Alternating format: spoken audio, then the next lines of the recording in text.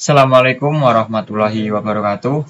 Perkenalkan, nama saya Najma Sagifa Athola dengan 3 digit NIM terakhir 17 dari Praktikum Mekatronika dan Robotika kelas A, Teknologi Rekayasa Otomasi, Sekolah Vokasi Universitas Diponegoro. Pada kesempatan kali ini saya akan menjelaskan tentang protokol komunikasi yaitu MQTT atau Message Queuing Telemetry Transport. Itu syarat utama dari IoT, sebuah arsitektur, kinerja empiris, dan implementasi komunikasi mesin ke mesin. Nah, tantangan lingkungan IoT ini, yang pertama itu ada keterbatasan daya. Perangkat IoT memiliki kapasitas baterai dan komputasi sangat minim. Yang kedua adalah latensi dan jaringan beroperasi pada kondisi sinyal buruk, latensi tinggi, atau bandwidth yang mahal. Dan yang ketiga itu ada inefisiensi HTTP, sebuah model tradisional client server yang terlalu berat untuk diimplementasikan pada ratusan ribu node. Nah, sebuah masalah ini dibutuhkan suatu protokol yang sangat ringan, hemat daya, dan kebal terhadap bencana jaringan.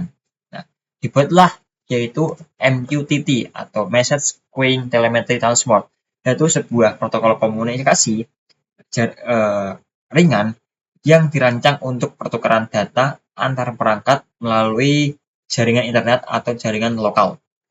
MQTT ini banyak digunakan pada sistem IoT karena membutuhkan bandwidth yang kecil, konsumsi daya yang rendah, dan dapat bekerja dengan baik pada jaringan yang tidak stabil.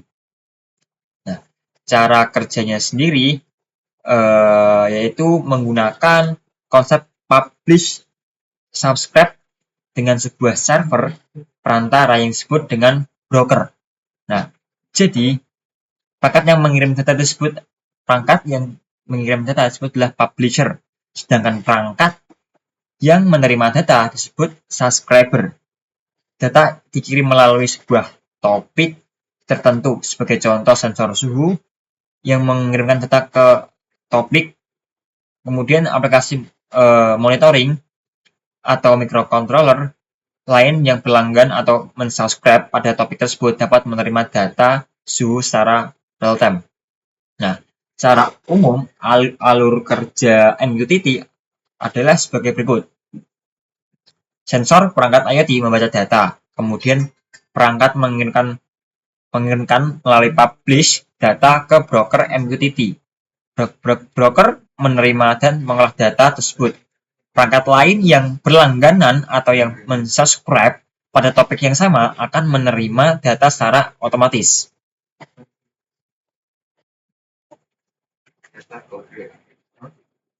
Ini contoh anatomi topik sistem pada navigasi pesan. Topik beroperasi layaknya hierarki folder menggunakan garis miring.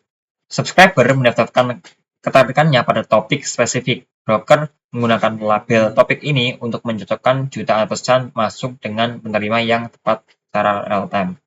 Ya, sebuah home, tanda lampu, PCMP status. Nah, ini contoh alur kerja pada MQTT. Nah, MQTT ini juga efisiensi ekstrim, header cuma 2 byte. Berbeda dengan HTTP yang memerlukan header teks panjang yang memakan ratusan byte, overhead MQTT dimulainya dengan 2 byte. Inilah memungkinkan protokol ini berjalan sempurna di atas bandwidth satelit atau seluler yang sangat minim. Dan juga ada quality of service atau negosiasi keandalan. Dalam jaringan IoT yang rentan putus, MQTT ini memungkinkan pengirim atau publisher dan broker melakukan negosiasi tingkat garansi penerimaan pengiriman pesan. Semakin tinggi garansi, maka semakin tinggi beban atau overhead pada jaringan. Seperti ini, ada QoS 0 at most once, kecepatan maksimal, keseimbangan ada at least once, dan excellently once. Ada level QoS quality of service. Pada fitur yang QoS pertama atau Fair Attempt and Forget, maksimal 1 kali bisa hilang. Sedangkan QoS 1 acknowledge minimal 1 kali bisa ganda. Dan QoS 2 assure itu tepat 1 kali dan sangat akurat. Dan ada fitur handshake, itu 1 langkah, itu publisher. Yang QS1 itu 2 langkah, putback, mengirim, terus dia mengirimnya lagi. QS2 itu ada 4 langkah, pushback, pushback, dan lain-lain. Sedangkan ada fitur overheat, itu sangat rendah, sedang dan tinggi. Kapan digunakan? Contoh QS0 itu sensor suhu berkala dan unit yang sangat mahal. Sedangkan QS1 acknowledge notifikasi kritis di mana data ganda masih aman diproses. Sedangkan QS2 perintah sistem vital, sistem alarm kendali mesin industri. Nah, ini adalah contoh protokol file save, last will, dan attachment LWT.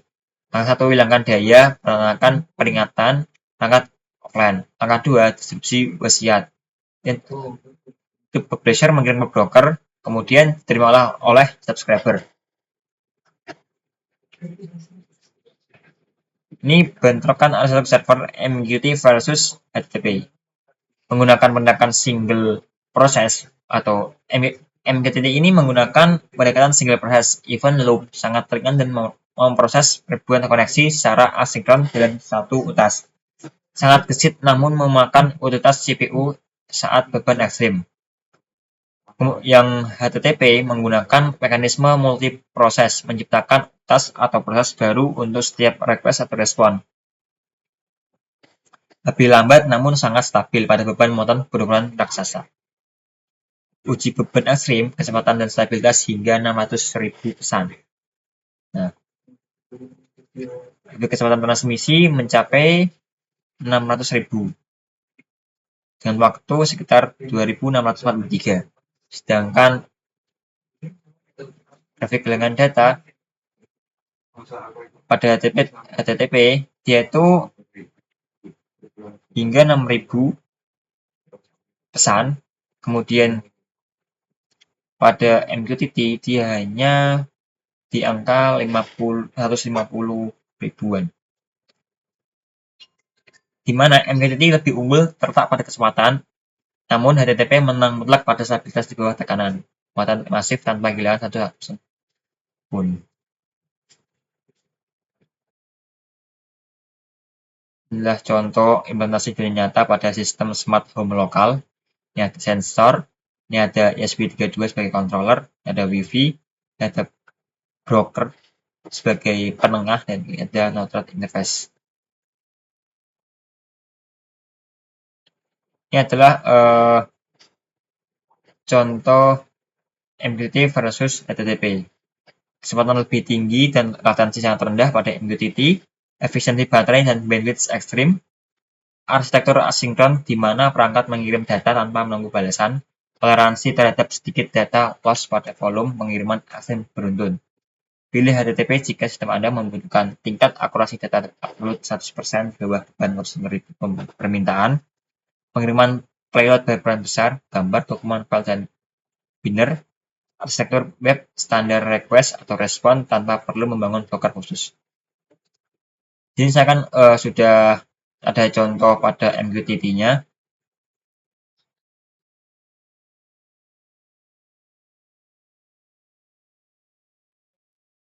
Ini adalah MQTT status display komponen. Sini ada Wi-Fi-nya. Ini MQTT harus sambung pada Wi-Fi sebagai jaringan.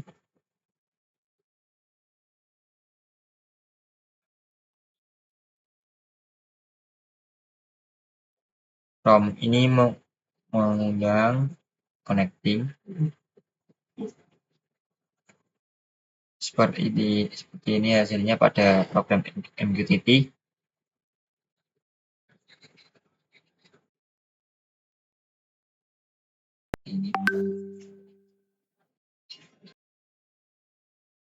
Nah, ini adalah contoh MQTT-nya yang sebagai monitoring kandang ayam, yang dimana terdapat beberapa parameter. Yang pertama ada temperatur, kemudian ada humidity, ada gas amonia, ada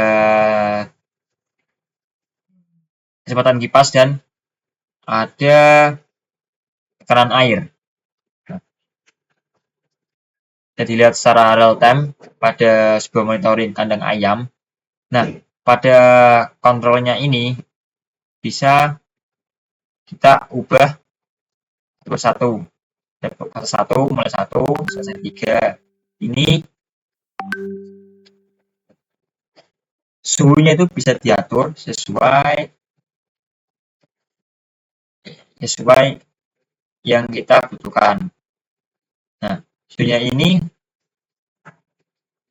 real time berganti setiap saat karena datanya ini sudah terhubung ke alat yang ada di sana. Jadi kita bisa memantau dari sini secara langsung, tidak perlu lagi harus ke lapangan.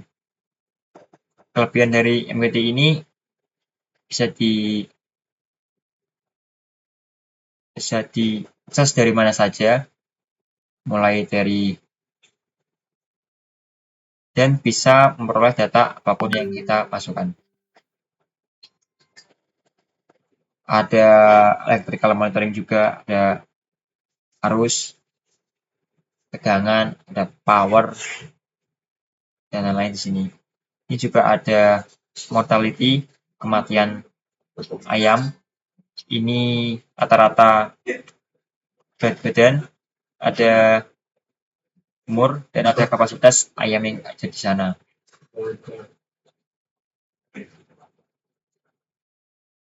Nah, contoh dari MQTT yang sudah berhasil dibuat untuk monitoring sistem kandang ayam. Sekian video dari saya, kurang lebihnya mohon maaf. Wassalamualaikum warahmatullahi wabarakatuh.